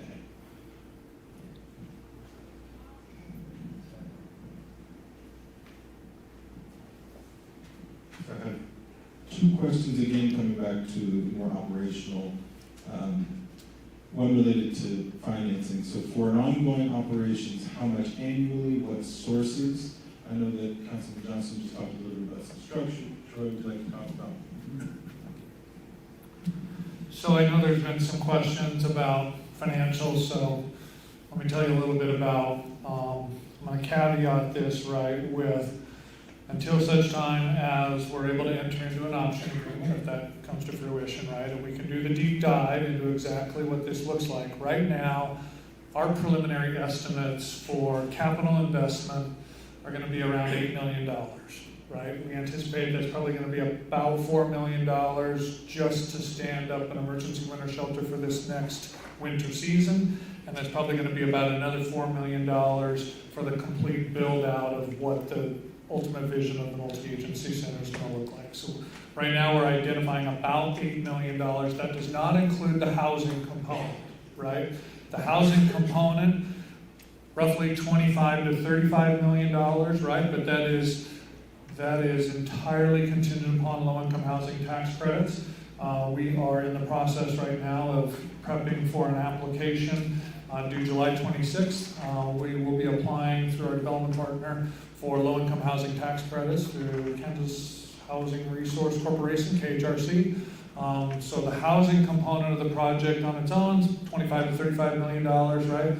But the MAC and the existing renovations, we think it's going to be about $4 million just to get in for emergency winter shelter, probably another $4 million for a total of $8 million just for the capital investment. On the question regarding the long-term operation and maintenance, right? Gleaning from industry standard best practice, what are other budgets? Your attention, please. The library will close in 15 minutes. If you have books or other items to check out, staff are available near the self-check stations to assist. Please save all documents and complete all printing at this time. Thank you for visiting the Wichita Public Library. That's our cue. Okay, for annual operating expenses, right? As we visited with service providers, et cetera, we think it's about $2 million in an annual operating expense, right? Now, understand that that doesn't take into consideration what we call in-kind services, right? So that number can come down as existing service providers bring resources to the table. We can offset that about $2 million annual operating budget with in-kind services. I can tell you that the city has budgeted $500,000 in next year's budget towards the operation and maintenance. In addition, we have ESG funds, I want to say about $160,000-ish that will go to the operation and maintenance. So we're doing our part to continue to fund the long-term operation and maintenance. Yes, there will be a funding gap, but between cooperation with our partners in introducing in-kind services, drawing down that annual, and then obviously we talked about getting out there into the business and philanthropic community to help bridge the gap. But again, about a $2 million annual operating budget. Thank you. As the automated announcement is kind enough to say, we've got about 15 minutes. If you have a final thought or a note or a comment, please do submit it in the back. And if we don't answer it tonight, it will be provided and answered at wichita.gov/MAC, MAC. But with a few minutes left and some questions, I think we can get through most of these. This is another operational question. Can homeless not wanting to be in shelter receive free meals there? I don't know if this is a best practice or if it's something that's been identified yet. I think it sounds like an operational question that hasn't been identified quite yet. This is two separate questions. I'm going to combine them a little bit here because they're questions about sort of role in the neighborhood. So, what systems will be in place to monitor the impact of the shelter on the surrounding area? How will success be evaluated and reported to the community? The second part is, from a nearby school perspective, what mechanisms will be established for ongoing feedback from the school and broader community to ensure that the MAC operates in a way that respects and supports all community members? So really, what role will be developed for feedback and input in the relationship between the MAC and the community?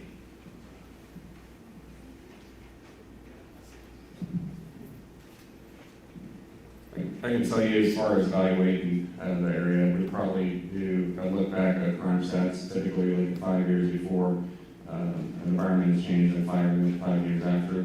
In regards to the winter shelter, we did some similar thing up there at 21st and Grove, right? Because we ended up putting in a shelter, in a neighborhood that didn't have one before. What we found is actually we didn't have a large amount of crime increase. The number one thing was trespassing. Someone leaves the shelter, maybe they wandered off, and you had a little bit of people who just weren't supposed to be there, but just minor trespassing cases. But we didn't really see a large increase in crime. But also understand that was an emergency shelter. We did at the last minute. This is going to be something that is going to be a lot better structured, built, and we got professionals looking at how to make it safe, and it's going to be long term. So I see we'll be following up the statistics and the crime stats for sure. I want to honor the second part of that question because I think it's important in a different way. Is what will be established, or will be established for ongoing feedback to ensure that the MAC operates in a way that respects and supports all community members? So it's talking from the perspective of the school. I don't know if there's been a discussion or what is this? It doesn't give it just says from the perspective of a nearby school. Yeah. What it means, like your neighborhood, how are you guys going to interact, the MAC with the neighbor and keep in touch if there's problems, or how's that going to happen? So I'll maybe take an opportunity, elected officials, want to stand up? Anybody that has any questions about the impact that this has in your community? Here you go. Anyone who's elected. I would just offer too that the conversations are going to be ongoing. It's incredibly important to me to continue to talk to the neighbors, talk to the businesses, and if there's problems, to address them. Oftentimes we don't know what some of the problems are until people tell us. So it's extremely important to me to answer the call when people do make that call. So. And also, in regards to our police department, each area in the city has what's called a community policing officer, and they analyze crime stats in the area. They also talk to the community members of businesses and whatever issues or concerns that they have, and they report that to community police officers, and they'll evaluate a plan or look at something they could do. Is there more set strategies that we can implement? Is there something else we need to be doing differently? That's why we have community policing officers here in Wichita, and we're very fortunate to have that, because a lot of other cities do not have that, and we do have it here in Wichita. How do we do that, like, with breakthroughs, so how do we get in touch with the community police? If you go on our website, wichitapolice.com, find out your location, it'll tell you exactly who your community policing officer is. You can email them, you can call them. They even have a supervisor for every single beat in the city of Wichita.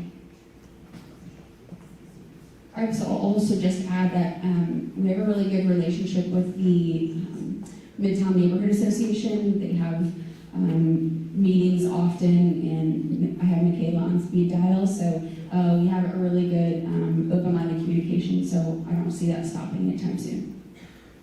I would echo that. One of the things that I learned in the conversation for the emergency winter shelter at 21st and Opportune Drive was a lot of the community members said, hey, we don't want a lot of police presence in the neighborhood. Like, we don't want that. That was unique to 21st and Opportune Drive and what the neighborhood was requesting. They wanted security, they didn't want a lot of. So I think part of the conversation is getting with the neighborhood association, Michaela, and the group that we met with the other night, and say, hey, what do you prefer?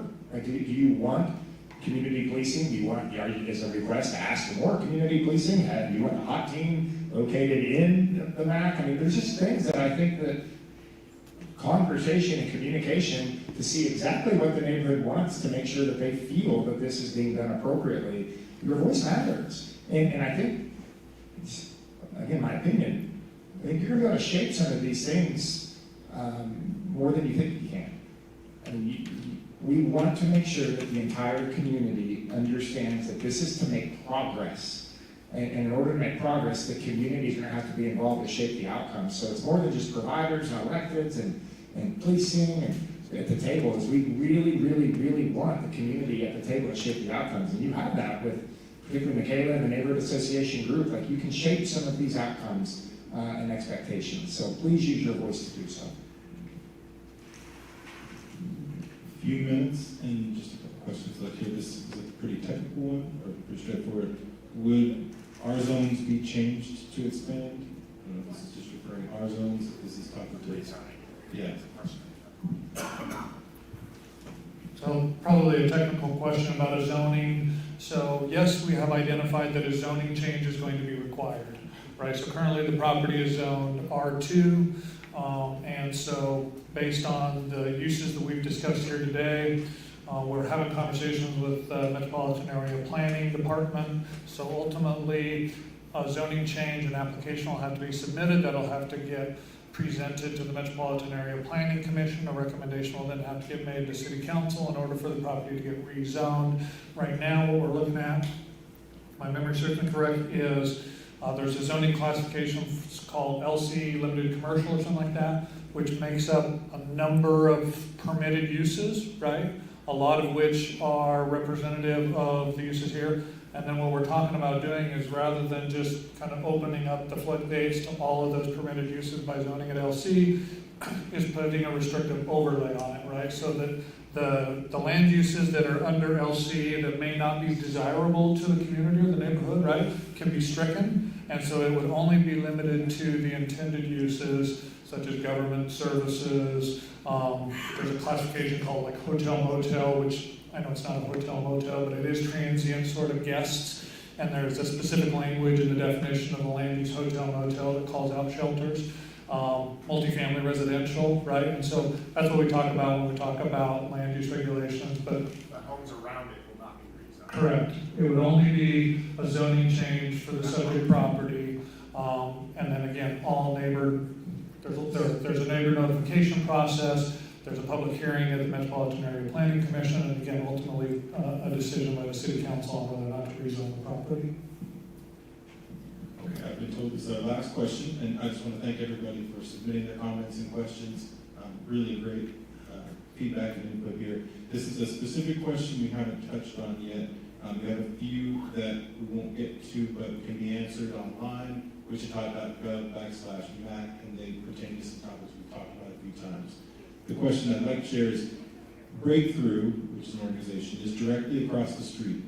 Does MAC have the ability to provide security for Breakthrough, or have Breakthrough work closely with HOP, the Homeless Outreach Team, or security, especially for Breakthrough parking lot to avoid loitering? So this is about 3 questions, primarily about is there a way to collaborate in security purposes?